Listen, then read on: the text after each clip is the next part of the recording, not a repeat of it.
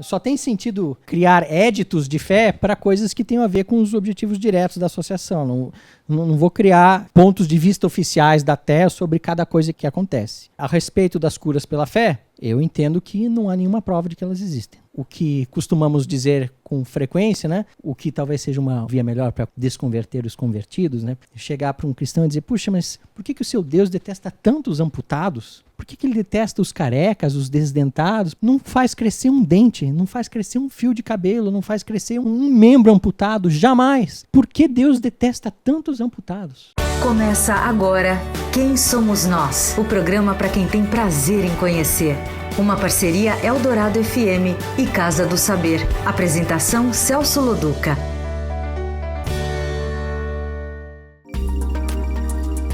Boa noite, esse é o Quem Somos Nós, um programa da parceria Rádio Eldorado e Casa do Saber. Toda segunda, 9 da noite, a gente conversa com alguém que pode nos ajudar nessa busca por quem nós somos.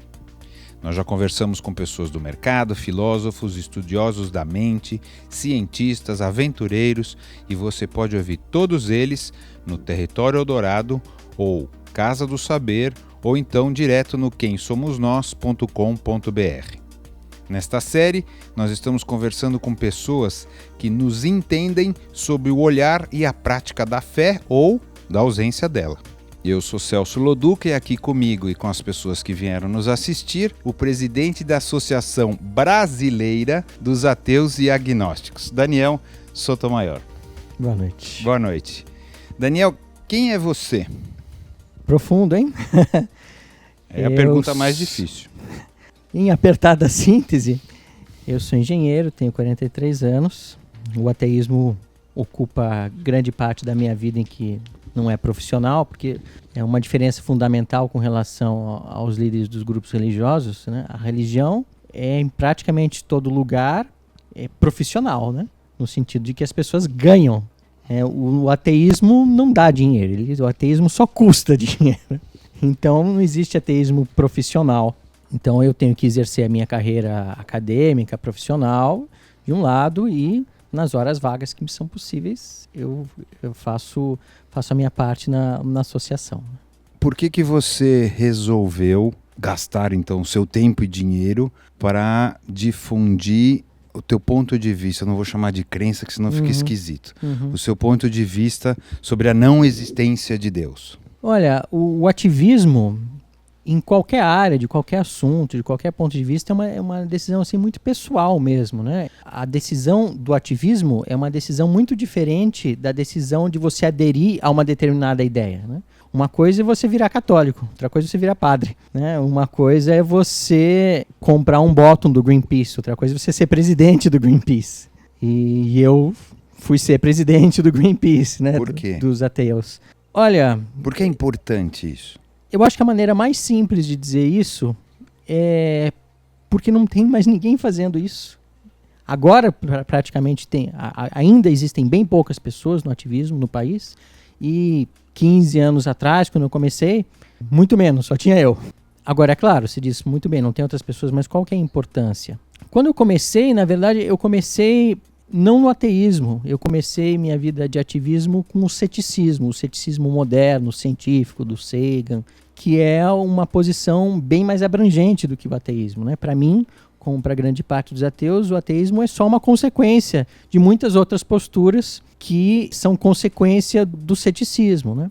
Mas ficou por muito tempo na minha cabeça a dúvida de como sistematizar na prática o ativismo do ceticismo, que tem muito mais tópicos do que a parte religiosa, do tá que certo? a parte religiosa. É uma visão, tentando ser bem resumida, é uma visão científica da vida. Quer dizer, se não é possível provar, cientificamente provar, fiquemos na dúvida ou neguemos. É mais ou menos assim. O ceticismo vai por aí, não é isso?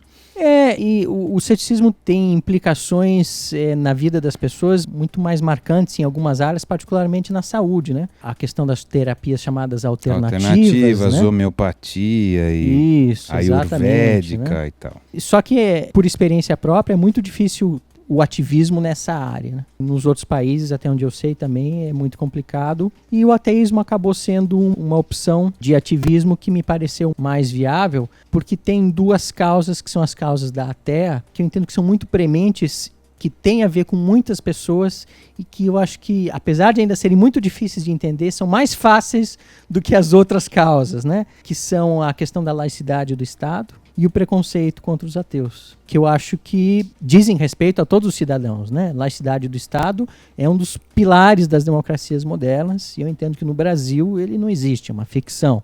E a questão do preconceito, no meu ponto de vista, é que os ateus são a última minoria, né? Apesar de haver ainda muitos problemas, né? Quem já tem na faixa dos 40 e poucos anos como eu, viu o Brasil de uns 20, 30 anos atrás, no que diz respeito à desigualdade social e ao racismo, preconceito, teve um avanço. Caminhar assim, bastante. Estamos longe do que devia ser, mas a gente caminhou bastante. A caminhada nesses últimos 20 anos foi fenomenal. A questão LGBT está começando a se encaminhar agora e está com cara de que com 20 anos de atraso, talvez com relação ao racismo. Tá indo bem, é protagonista de novela. Ainda tem a questão beija, não beija, né? Mas enfim, dá para ver que as coisas estão se encaminhando e difícil que haja um retrocesso, né? Já ateu, não. Ateu, muito longe, né? Porque eu costumo dizer que o preconceito racial tem um nome, né? É o racismo. O preconceito de gênero é o sexismo. Tem a homofobia, né? Mas o preconceito contra ateus é o dever de todo bom cidadão, né? Esse é o ponto de vista oficial da sociedade e das autoridades constituídas. Das autoridades também? Não, das acho que autoridades. Não é exagero isso? A gente viu o Fernando Henrique há um tempo atrás, perguntaram se ele acreditava em Deus e ele gaguejou e ainda fez a besteira de falar, você me disse que não ia perguntar isso, né? Ou seja, respondeu não, e perdeu a eleição, né? Para o Jânio Quadros, isso há um tempo atrás, lá uns 20 anos atrás, me lembro. Portanto, os políticos acabam dizendo que não são ateus, porque senão não tem voto. Só a questão das autoridades a gente podia salvar um pouco, porque eu não sei se é comprovado essa história de que as autoridades... No judiciário, né, tem. A minha experiência é essa. Agora, vamos então começar do começo. Defina ateu para você.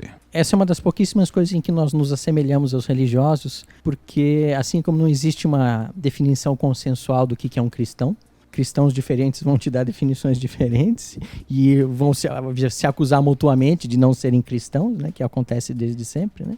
Com os ateus isso também acontece, não existe uma definição consensual. A definição que a ateia usa é a definição que tem a ver com a etimologia da palavra. A é o prefixo de negação, teos é teus, ateu é aquele que nega a existência de Deus. Ou prescinde disso. Não, tem que negar, tem que falar Deus não existe.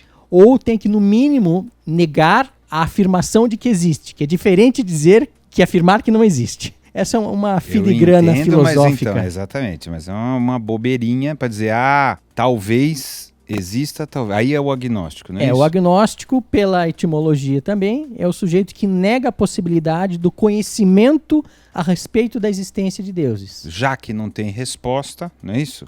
O conhecimento, já que eu não sei a resposta se Deus existe ou Deus não existe, eu fico aqui em cima do muro, não é isso? Sim, e o ateu é aquele que diz que... Não, é do outro lado do muro. Exatamente. Deus não existe. Exatamente. E aí o religioso, Deus existe. Exatamente. É mais ou menos assim. Isso. Uhum. Um de um lado, outro do outro e o outro em cima do muro. Vocês estão ambos errados, não é possível saber. E quando você junta ateu com agnóstico na sua associação, quer dizer, parece um contrassenso, não é isso? Essa foi uma das muitas coisas com as quais eu quebrei a cabeça antes de criar a associação. Eu incluí os agnósticos por haver, na minha opinião, muito mais afinidade dos agnósticos com os ateus do que com os teístas. E eu também entendo, pela definição que eu uso, para mim, ateu é todo aquele que não é teísta. O agnóstico não é teísta, então pela minha definição, o agnóstico é ateu. É meio malandro isso, mas tudo bem.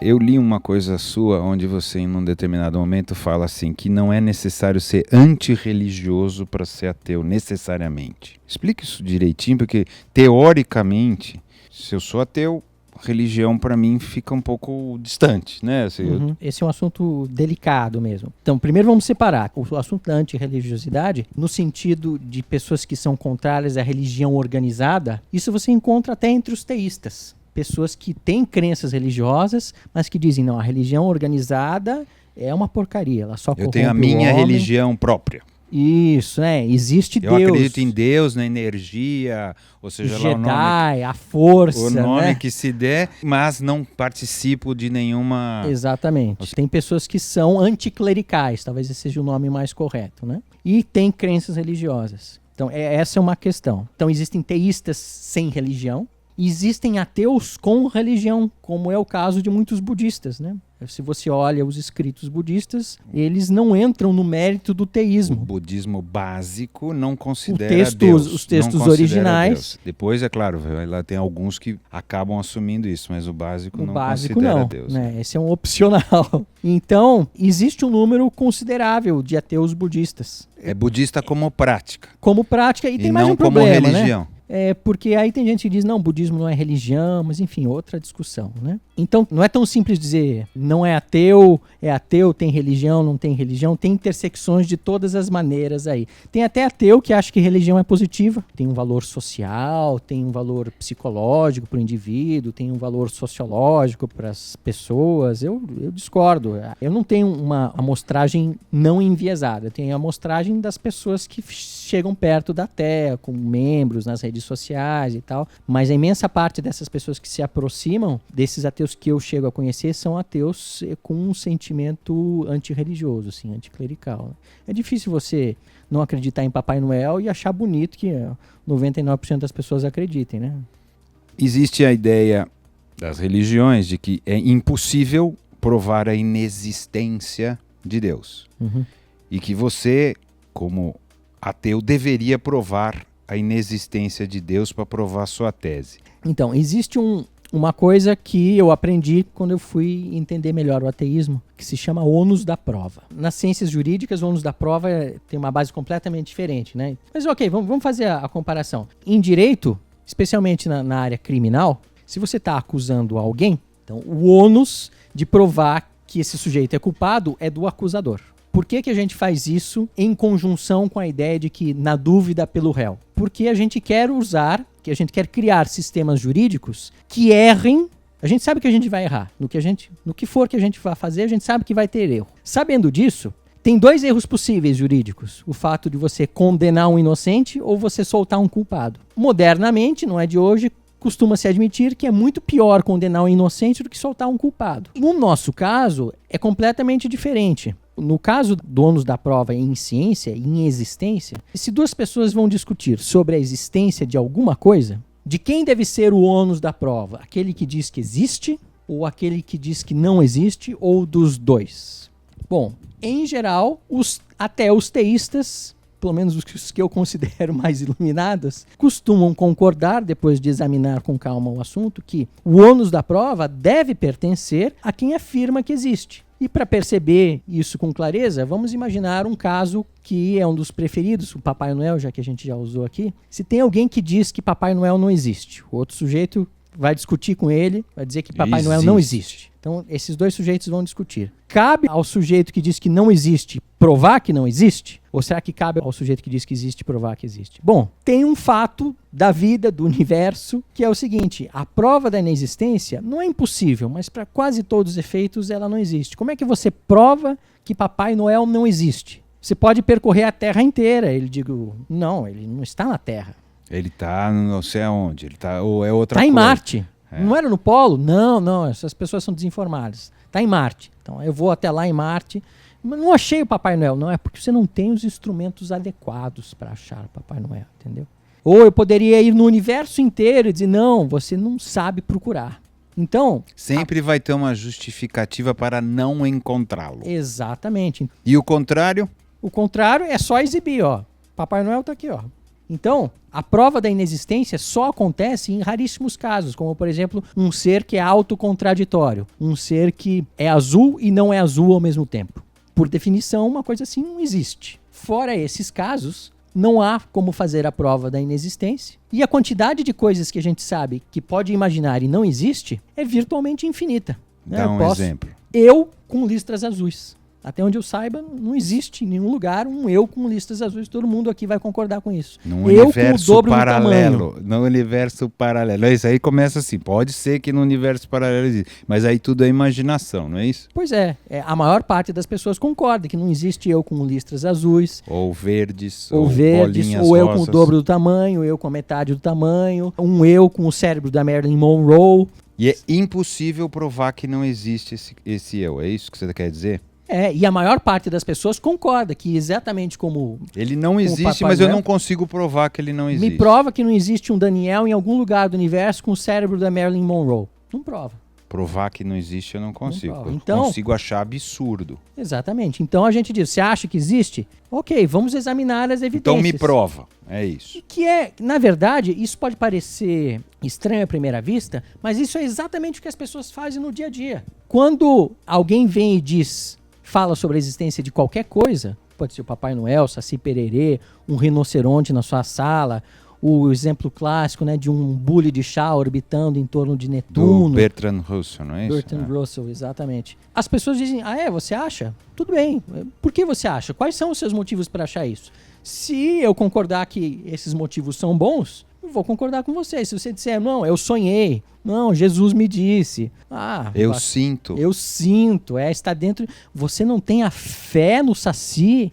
Nossa, deve ser uma pessoa péssima, vazia, né? Então, você falou a palavra fé, porque no final quando a gente conversa, e a gente já conversou com alguns religiosos de algumas vertentes, de alguns olhares de religião, sempre no final, em algum momento, a pessoa fala, não, mas eu sinto a presença de Deus. Eu sei, ou ele fala comigo, ou seja lá o que for, assim. Às vezes até fisicamente, né? Às vezes eu pergunto, mas ele fala, você ouve?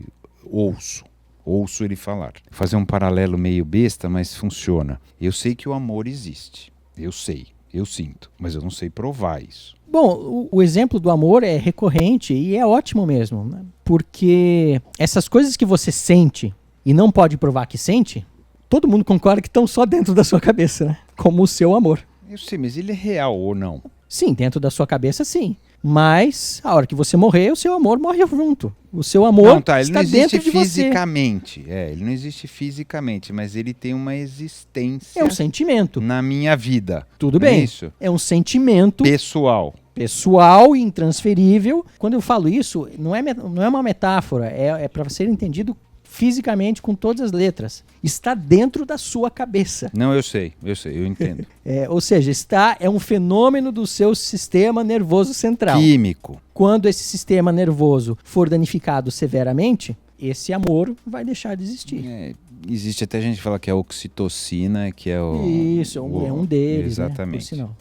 E E que a só fé existe dentro da sua cabeça. Existe em mim, tá certo? Mas assim, a fé também poderia ser uma descarga química, talvez seja, não sei se existe estudo disso, que me faça crer como eu creio no amor, eu creio em alguma outra coisa. Pode ser, não? Não sei, eu tô perguntando mesmo que eu não sei. Não, eu vejo isso de uma maneira diferente.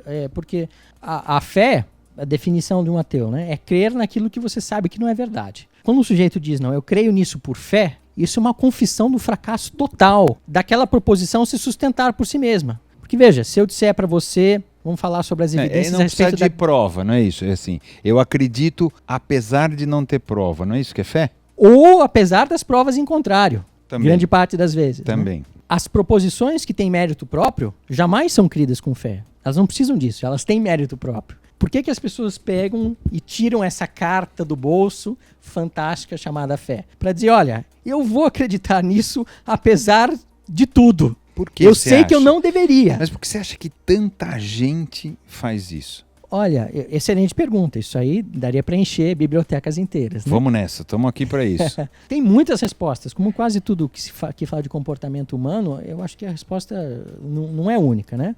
Para falar num fator que está na moda, propaganda. Propaganda convence as pessoas a praticamente qualquer coisa, né? Eu vivo disso. Você pode vender geladeira para pinguim se você for um cara bom né? E os marqueteiros, eles fazem isso todos os dias. Todo mundo que ligou a televisão um dia sabe do poder da propaganda. Tem exemplos históricos, eu acho que... Mas você acha que é por isso? Não Eu acho que é tinha um fator propaganda importante. lá 10 mil anos atrás, quando a gente começou a ter civilização, não Sim. existia essa profissão. Que eu saiba, não. Que não é tão tão longeva assim. Mas as pessoas acreditavam no Deus trovão, quer dizer, uma necessidade de crer em coisas, não é isso? Ou de preencher o seu desconhecimento com uma coisa, Deus como desconhecido, não é isso? Sim, mas Então, calma. mas não é propaganda isso, Não, tá certo? Então, eu disse que era multifatorial. A propaganda explica, por exemplo, como é que um país que era absolutamente católico, em 20 anos está virando um país absolutamente evangélico. Eu acho impossível de explicar esse fenômeno tão rápido. Evangelização para você é propaganda. O que os jesuítas faziam eram propaganda também? Calma. Também. Entendeu? Mas Porque menos. você chama mais ou menos de propaganda isso, não é isso? Sim, mas falando especificamente do Brasil de hoje, a quantidade fenomenal de rádio, tempo em rádio e tempo em TV, não tem outro nome. É propaganda. Eu vou dar o ponto de vista, Do publicitário, mas assim, o ponto de vista tentando me colocar no lugar da pessoa de fé que está lá na televisão. É propaganda no sentido que eu estou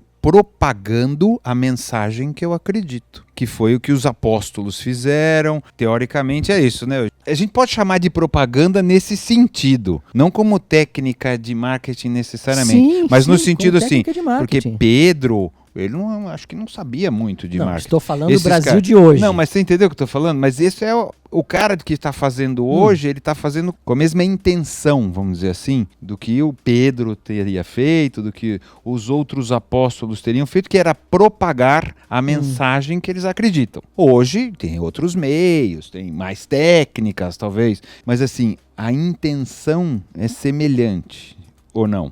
Só se você for telepata para saber a intenção do Edir Macedo. Não, eu sei. Mas a intenção de propagar, né? De colocar para...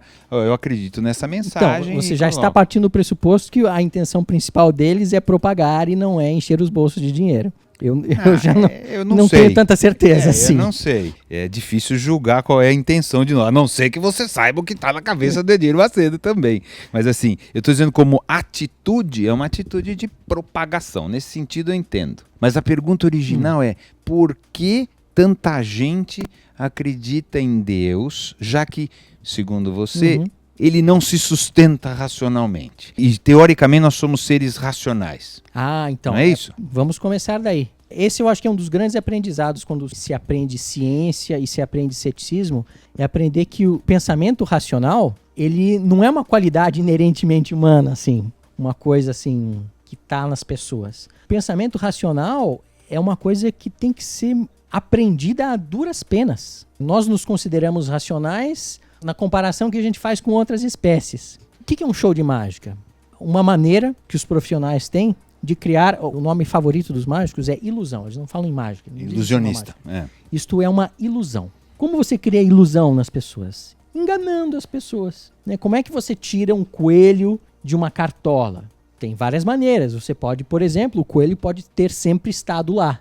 Ou você pode botar o coelho numa hora que você não está vendo. Como é que você faz uma mulher levitar e passar uma argola em torno dela para mostrar que não tem nada segurando? São ilusões de ótica, são ilusões. Distrações da mente. Esses caras, de alguma maneira, têm uma percepção e depois uma técnica de como nos fazer prestar atenção naquilo que eles querem e não naquilo que eles não querem. Entre muitas outras coisas. Então, o pensamento racional tem infinitos exemplos de como nós nos julgamos racionais, mas as nossas escolhas, o nosso pensamento, particularmente o pensamento científico, ele não é inerente ao ser humano. Então, ele é um instrumento que a gente usa, vê se é isso que você está tentando falar. É um instrumento que a gente usa porque nós temos uma tendência a nos enganarmos. Certamente. É isso. Então, a coisa científica seria para ajudar a gente a não se enganar tanto. Tem um livro de um professor da USP que fala sobre auto-engano. Me fugiu o nome agora. Janete, exatamente. Né? Um de muitos, né? Esse é um tema recorrente na psicologia. Exemplo clássico de auto-engano, né? 90% das pessoas se consideram acima da média. Não pode ser, né? Não pode estar quase todo mundo acima da média, né? Porque senão não seria a média. Senão não tá seria a certo? média. Não precisa ser exatamente 50%, né? A média não é uma coisa assim tão simples. Claro. Mas é algo... 90 não pode ser. 90 não pode ser, né? Então as pessoas sempre têm uma ideia mais positiva de si mesmas do que deveriam. O que talvez até contribua com a saúde mental do indivíduo. Você ser irracionalmente otimista talvez seja positivo. Em alguns casos. Mas eu posso fazer um paralelo voltando para Deus. Então, eu ser irracionalmente, no teu ponto de vista, temente a Deus pode contribuir para mim. Porque se a gente for bem científico, teoricamente, se a gente tem essa característica é porque ela foi selecionada. Pode ser deriva. Nem toda seleção é uma seleção vantajosa. Justo essa parte de Deus vai ser a deriva, tá certo? Então, assim, vamos começar assim. É possível. Existe uma possibilidade grande da gente ter sido selecionado para acreditar em Deus. Por alguma vantagem que pode se discutir qual é, que eu não sei exatamente colocar isso agora, cientificamente, né? Mas, assim, isso explicaria por que a maioria de nós, vamos dizer assim, humanos... E acho que dá para falar isso, né? Não tenho uma estatística, mas acho que a maioria dos seres humanos acredita em Deus, em algum Deus, sim. Tá certo? A humanidade, de alguma maneira, acredita nisso. Do teu ponto de vista, seria, então, um desvio evolucionário, seria essa capacidade de ilusão que a gente tem e que a gente transfere para isso. Quer dizer, como que você lida com essas possibilidades? Com muita naturalidade. Grande parte das coisas que acontecem evolutivamente é um efeito colateral de alguma outra coisa. Uma das causas para a nossa tendência ao teísmo é o fato de que nós somos, agora um assunto complicado, nós somos naturalmente dualistas. O dualista é o sujeito que entende que existem duas substâncias essenciais no universo. Existe a matéria e existe uma certa outra coisa que nos anima, né, que pode ser chamada, sei lá, de alma, força vital, uma coisa assim, né? Então a ciência hoje é completamente monista, né? Nós conhecemos as partículas existentes, as 4 forças que interagem entre elas. O vitalismo morreu na ciência tem uns 200 anos, né?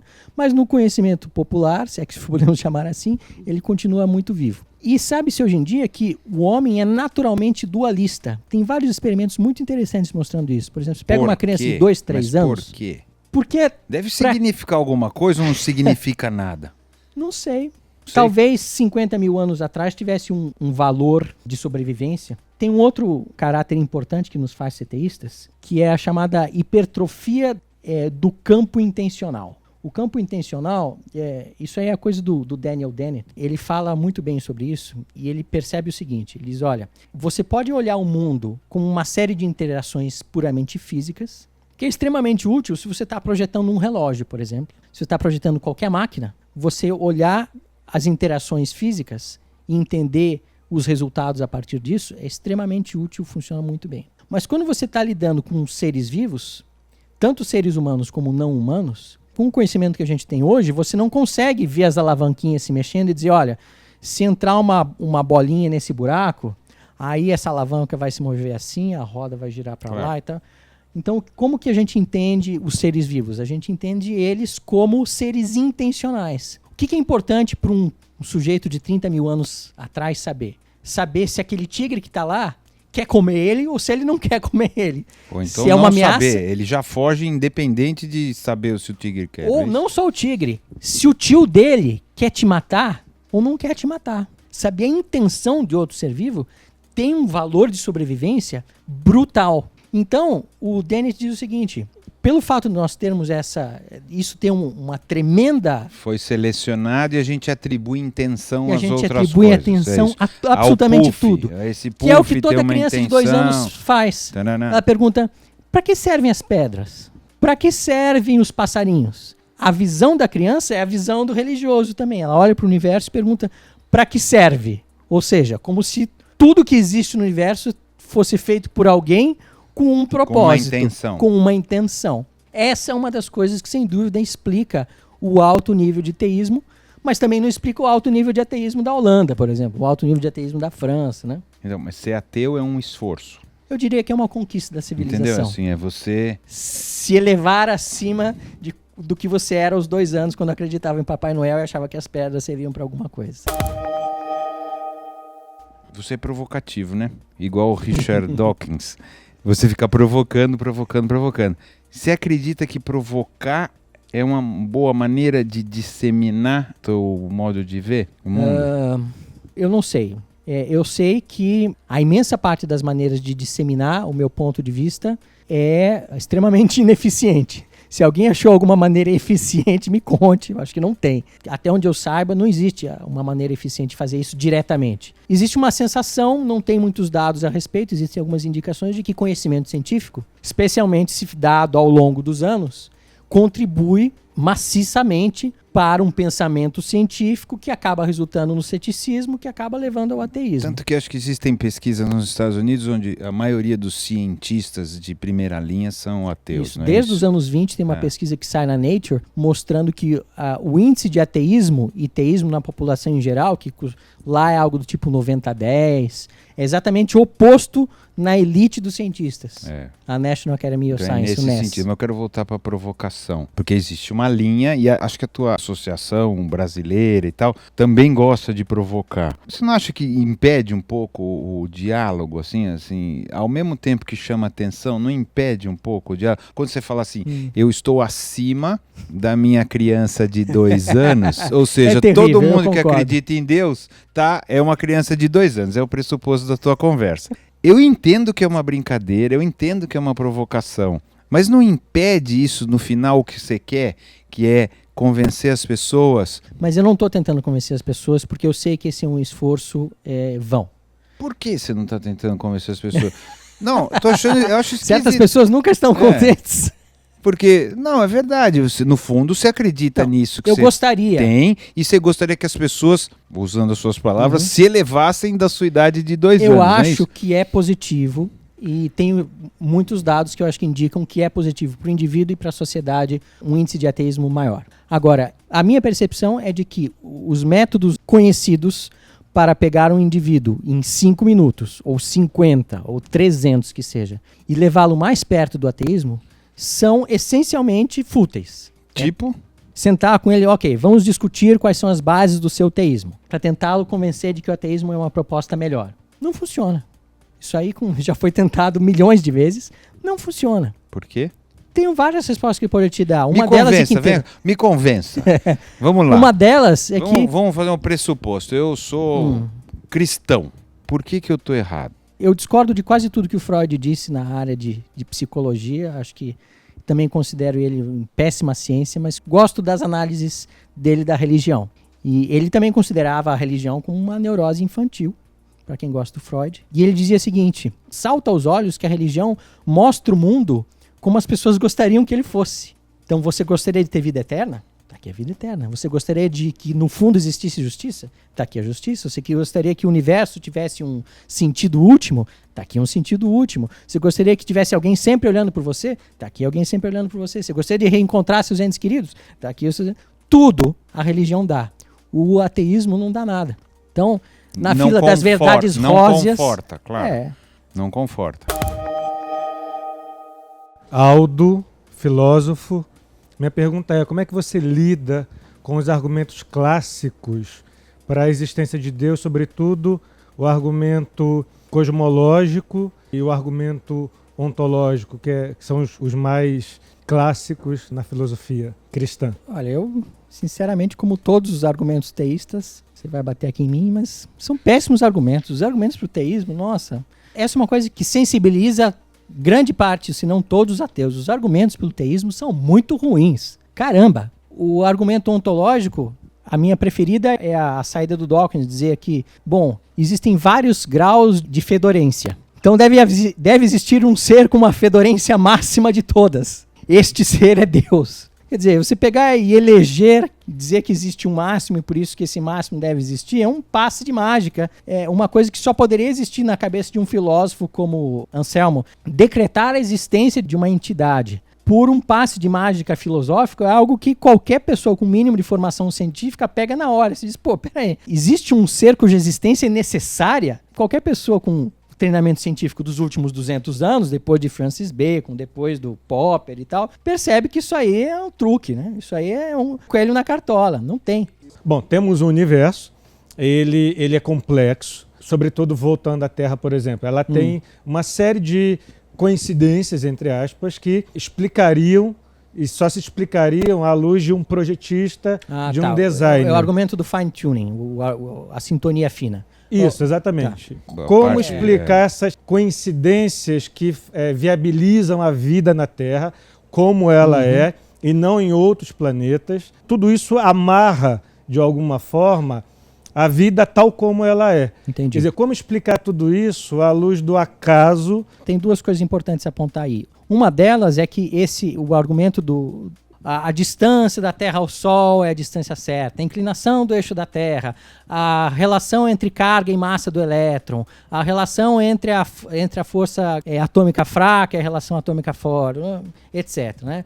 Então, o que esse argumento supõe? Esse argumento supõe que existe uma liberdade, de alguma maneira, de um criador do universo, que tem ali 1000 botões à sua frente, cada botão com a distância da Terra ao Sol, a massa do elétron, a relação entre a força atômica forte e a força atômica... Tem 1000 botões e ele vai lá e ajusta cada um deles ali na base do trilionésimo para dar o valor certo para chegar na vida. Então essa é uma hipótese já nunca comprovada, né? Será que qualquer universo com qualquer um desses valores é possível? Parte desse pressuposto, e não temos nenhuma indicação de que seja assim. E número 2, eu chamo isso de síndrome da poça d'água. Tá lá a poça d'água depois da chuva dizendo, nossa, olha só essa depressão no chão à minha volta, ela é exatamente do meu tamanho, isso aqui só pode ter sido feito para mim.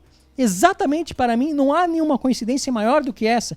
Minha forma de todas as infinitas formas possíveis, está aqui uma que é exatamente a minha. Ou seja, qual é o problema da síndrome de poça d'água, né? Não foi alguém que fez a depressão para ela ter aquele formato. De muitas depressões possíveis, calhou de ser aquela, e naquela depressão só pode ter aquela poça. Numa Terra que está a 300 milhões de quilômetros do Sol, que tipo de vida pode surgir, se é que vai surgir algum? O tipo de vida que surge em planetas a 300 milhões de quilômetros do Sol. E assim como vale para a distância da Terra ao Sol, vale para todos os outros pontos, né? Vale exatamente o raciocínio da poça. Não foi criado para a gente ser assim. Uma vez que aquilo estava ali, só poderia surgir a vida que se adaptasse àquilo, né? Exatamente o contrário. Sou Kátia. Você só não acredita num Deus externo ou você acredita num Deus interno? O que é um Deus interno? Pela neurociência já está sendo comprovado isso. A gente chama de inconsciente ou um sexto sentido. E na religião a gente chama alma ou Espírito Santo. Você acredita que isso está caminhando para estar junto à ciência e à religião? Ou você acredita ainda que a ciência está longe da religião? Primeiro, se você vai chamar de Deus ou de divindade essas coisas dentro de você, na minha opinião, você está esticando o sentido das palavras a um ponto em que elas ficam irreconhecíveis. Eu não consigo conciliar a definição do dicionário com isso que você está dizendo. Quando eu falo de ateísmo, os deuses que o ateísmo nega são os deuses que estão descritos lá no dicionário. Entidades metafísicas, incorpóreas, com poderes extraordinários, etc. Né? É isso que está lá. Pode chamar outras coisas, mas é outro papo. E quanto à existência de alma, pelo fato de nós sermos dualistas natos, eu entendo que essa é mais uma das crenças. Possivelmente a ideia do dualismo e da alma, eu acho que é uma das que mais frontalmente entra em conflito com o conhecimento científico atual. Porque eu entendo que o conhecimento científico, e não é da última década, é do último século, mostra com muita clareza, e essa é uma parte do conhecimento científico que a sociedade já absorveu, que nós estamos no cérebro. Não, tem vários, quer dizer, antigamente Deus era o Deus da chuva e sim, tal. Sim. Foi-se, à medida que a ciência foi avançando, os deuses foram perdendo espaço. Não é Mas estou falando particularmente da e questão de alma. E agora a gente entra nessa história pessoal, que também é isso, os demônios e as almas e as coisas. Hoje os seres humanos se assumem mais como físicos, né? Sim, exatamente. Mas existe ainda essa necessidade inata, parece, pela quantidade de gente que isso acontece, de acreditar em alguma coisa, seja para fora, seja para dentro, mesmo que seja assim, ou seja em homeopatia, ou seja em várias coisas assim. Você não nasceu ateu, tá certo? Você nasceu alguma coisa, ou nasceu ateu? Todo mundo nasce ateu. Não. Na sua família, você acreditava em alguma coisa? Não. Você não teve um Permanecia processo de perder a crença? Eu conheci várias pessoas que passaram por o processo de perder a crença e dar uma desilusão. Não, eu nunca ganhei a Né? crença. Então tá bom, é uma exceção, tá certo? É uma exceção. De A alguma imensa maneira- parte dos ateus foi religiosa. De alguma Aqui no maneira Brasil. vai perdendo a crença. E aí você percebe que parece que a pessoa passa por um momento muito forte de então perder o brilho da vida. E várias pessoas em algum momento passam por isso e depois recobra de outra maneira. Onde eu quero chegar é, será que não é medo de perder o brilho que talvez impeça a maioria das pessoas, segundo o teu ponto de vista, né, de fazer essa transição? Será que não é o medo de virar uma besta fera, porque teoricamente a religião deveria nos transformar numa pessoa melhor ou alguma coisa assim? Como você vê esse momento? Olha, até tem não vou chamar de sorte, mas depois de muito trabalho nós temos uma rede social com um tráfego muito intenso, que é eu acho, na minha opinião, uma das grandes conquistas nossas, ter 300 mil pessoas nos seguindo, falantes de português num país de 200 milhões de pessoas, 300 mil ateus é um enorme exército. Então, isso em termos de experimento sociológico, é riquíssimo, porque a quantidade de dados que a gente recebe de ateus e de quase ateus e religiosos é interessantíssimo. Então, o que eu posso falar é com base nesses depoimentos que a gente recebe diariamente pela página. Tem crises de todos os jeitos, viu? A perda de fé quase sempre é um processo doloroso. Pelo menos são essas as pessoas que nos enviam os relatos, né? E as pessoas têm problemas, têm ansiedades, tensões, medos de todos os tipos. Esse é um deles, né? O medo de virar uma besta fera, como você falou. Tem o medo da punição, né? Pô, se eu virar ateu, eu vou pro inferno. Né? Que é meio esquisito. Claro, né? claro, evidente. Tem de todas as loucuras, né? Porque o que você percebe é que a pessoa, para tentar resumir, talvez ela tem medo da liberdade, ela tem medo de pensar. Sabe aquela história clássica, né? Peca-se por atos, por palavras e por pensamento, né? Então, só o fato da pessoa pensar diferente, em alguns casos, para ela já é um motivo de crise interna. Nossa, como eu estou duvidando da existência de Deus. Como estou duvidando da Eucaristia, da transubstanciação, né, dos se bem que santos. muitos religiosos de verdade admitem que duvidam da existência de Deus em determinados momentos da vida. Não é isso? Sim, é verdade. Aqueles bem verdadeiros, tá certo? Aqueles que nunca duvidam, tem algum problema, mas aqueles muito verdadeiros, em algum momento os caras, e eles admitem isso com muita força, inclusive líderes religiosos e etc. Tá Encontrei certo? um desse na vida. Né? Que fala, não, eu duvidei bastante, mas de alguma maneira ou recupera ou larga, né? Acontece isso. Então a dúvida não é um problema para a religião. Inclusive tem muita religião, muitos religiosos que saem fortalecidos da dúvida na sua fé. Eu sou Simone. Eu quero saber se você já teve alguma recaída na sua crença do não Deus. Ótima pergunta. Existem ateus, essa é mais uma coisa sobre a qual eu queria ter números, mas o IBGE não consegue nem contar os ateus, quanto mais essas coisas menores assim. Eu queria saber quais são os índices de conversão e desconversão, qual é a taxa de retorno, qual é a nossa eficiência, quanta gente vai para um lado e vai para o outro, né? Certamente existem ateus eu sei que existem ateus que se tornam religiosos, mas a imensa parte dos ateus tem enorme dificuldade de entender como um ateu se torna religioso, como um ateu adulto, pelo menos, né? Se torna religioso. Talvez você consiga entender isso. Em que situação você consegue imaginar que você voltasse a acreditar em Papai Noel? Difícil, né? Um avião caindo pode estimular alguém a rezar, tá certo? Talvez em situações assim. Mas o fato de rezar não significa que acredita. Vai que um cara vai na aposta de Pascal, reza, pratique, né? Eu não consigo imaginar uma pessoa, em sã consciência, pelo menos, dotada das suas plenas faculdades mentais, voltando a acreditar em Papai Noel. Você já sabe, aquilo é uma farsa, já te mostraram, você já entendeu quais são os truques. Precisaria de uma imensa quantidade de dados, de evidências, para um ateu começar a dizer, pô, realmente, não conheço nenhum ateu, pelo menos o pessoal lá da página, dessas 300 mil pessoas, todo mundo que eu conheço, o pessoal não vem de vez em quando dizendo, não, sabe o que é, eu acho que eu encontrei 10 centavos, deve ser Deus. Não tem mais essa. Aldo, você falou sobre aquela dificuldade de vários ateus de se assumirem, de reconhecerem seu ateísmo. E aí eu lembrei da aposta de Pascal. Você apostou certo? Você tem certeza disso? Pascal foi um matemático brilhante, talvez uma das mentes mais brilhantes de todos os tempos, junto com Newton, Aristóteles. Pascal é um príncipe dos matemáticos. A aposta de Pascal é a seguinte, ele dizia, bom, se você crer e estiver certo, você ganha o paraíso. Se você não crer e Deus existir, você está ferrado. Então, pragmaticamente mais interessante, se você quer tomar uma decisão racional, aposte na existência, porque aí pelo menos você está coberto, né? Por interesse, na verdade, por interesse. Acredita em Deus por interesse para cobrir a bunda. É mais exatamente, ou menos isso, tá se encostando na parede. A aposta de Pascal tem muitos furos, eu acho que a maneira mais fácil de mostrar isso é o problema dos muitos infernos, né?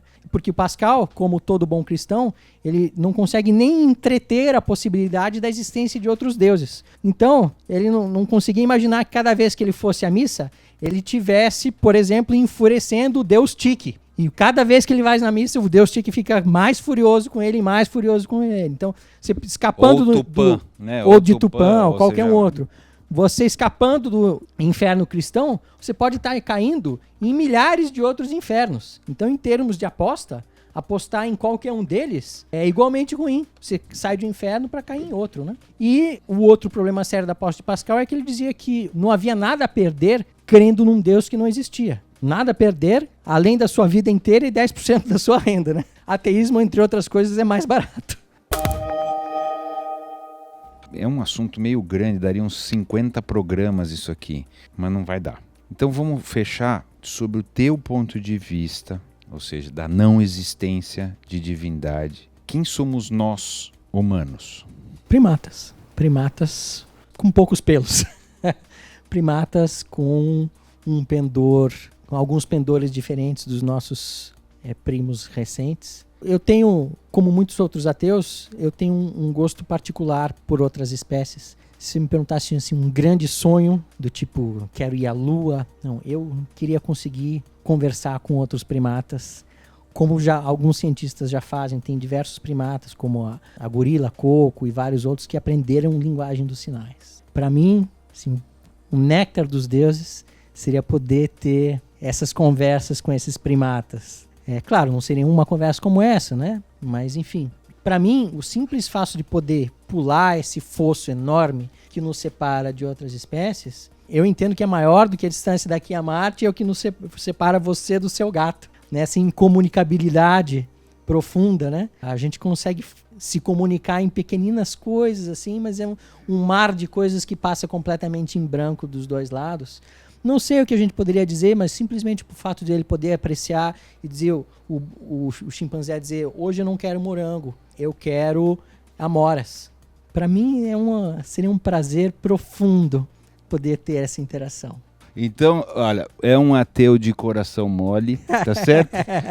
Provocativo, mas muito carinhoso, de coração mole. De novo, muito obrigado. É um prazer estar aqui. Pela generosidade, pela maneira aberta que você se colocou aqui com a gente. Obrigado de verdade. Agradeço muito o convite.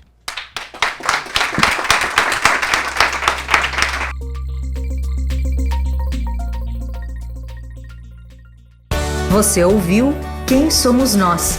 Uma parceria Eldorado FM e Casa do Saber. Apresentação Celso Loduca.